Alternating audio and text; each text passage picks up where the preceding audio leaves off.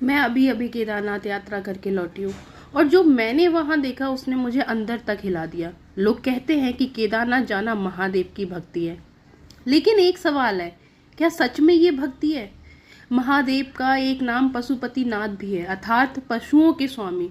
और उन्हीं पशुपतिनाथ के दर्शन करने जाते समय अगर आप रास्ते में पशुओं पर हो रहे अत्याचार को देखकर भी अनदेखा कर देते हैं तो फिर ये कैसी भक्ति? पूरे रास्ते मैंने घोड़ों और खच्चरों को टूटते देखा, उन्हें पिटते देखा। इवन पूरे रास्ते में लड़ती आई हूँ, पूरे रास्ते मेरे लड़ाई झगड़े हुए हैं।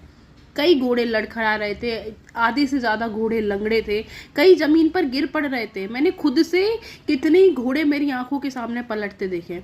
कुछ की हालत तो इतनी खराब थी कि उन्हें देखकर आंखें नम हो जाए। मतलब मेरी लड़ाई हुई है जनरली, मेरी आप ये समझो लौटते वक्त ना मेरी इतनी बुरी लड़ाई हुई कि घोड़े वाले ना हम लोग को मतलब ऐसे मारने आए, बट हम पीछे नहीं हटे, हम डरे रहे। फिर जब उन्होंने हमें देखा कि हम उनसे मतलब डरे नहीं ना, तो फिर वो चले गए।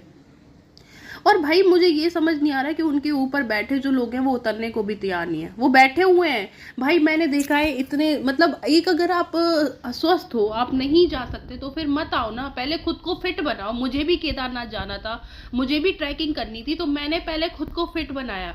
पहले जिम में मैंने कसरत की, योगा किया, ताकि मैं इतनी फिट हो पाऊँ, इतनी स्वस्थ हो पाऊँ कि उस पहाड़ को चढ़ पाऊँ। महादेव से मिलना, उनसे भक्ति करना, एक भक्ति की पराकाष्ठा को पार करना है, ना कि। और पता है, मुझे ये समझ नहीं आ रहा था उन घोड़ों पे बैठे हुए लोग इतने बेशर्म थे कि भाई वो किसी वेकेशन पे आ रहे हैं, किसी डेस्टिनेशन पे आ रहे हैं, आप कहीं पे किसी पहाड़ पे घूमने आ रहे हो। It is not like a destination, ये तीर्थ है, ये यात्रा है जो अपनी भक्ति की पराकाष्ठा को पार करके पार करनी होती है। बट आप देखोगे, ये देख रहे हो आप, इतना कीचड़ यहाँ पे था, यहाँ पे कितने घोड़े मेरे, हम लोग यहाँ इसलिए बैठे थे, अभी यहाँ पे 3 घोड़े हमारे सामने फिसले और फिसके पलट गए, बट फिर भी उन पे बैठे हुए लोग उतरे नहीं, वो इतने बेशरम थे। उन बेजुबानों की पूंछ खींची जा रही थी, उन्हें डंडों से पीटा जा रहा था।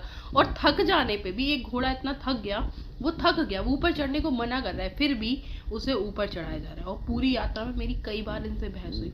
जो इंसान खुद अपने पैरों पर चलकर शिव तक नहीं पहुंच सकता, क्या वह सच में शिव की भक्ति कर रहा है? भक्ति सुविधा नहीं होती, भक्ति समर्पण होती है। भक्ति वह है जब अपने कष्टों को स्वीकार करके आप अपने आराध्य तक पहुंचते हो। लेकिन आज केदारनाथ में बहुत से लोगों के लिए यात्रा भक्ति से ज्यादा एक टूरिस्ट डेस्टिनेशन बन गई है। लाइक अगर आपके पास साधन है, आप पैदल चलने में सक्षम नहीं है, तो हेलीकॉप्टर से जाओ ना यार। आप क्यों उस मासूम पे, बेजुबान पे बैठ के जा रहे हो? लेकिन एक भाई मुझे नहीं समझ आता, एक बेजुबान जीव को अपने आराम के लिए पीड़ा देकर भगवान तक पहुंचने की कोशिश मत करो, क्योंकि शिव केवल मंदिर के गर्भगृह में नहीं है।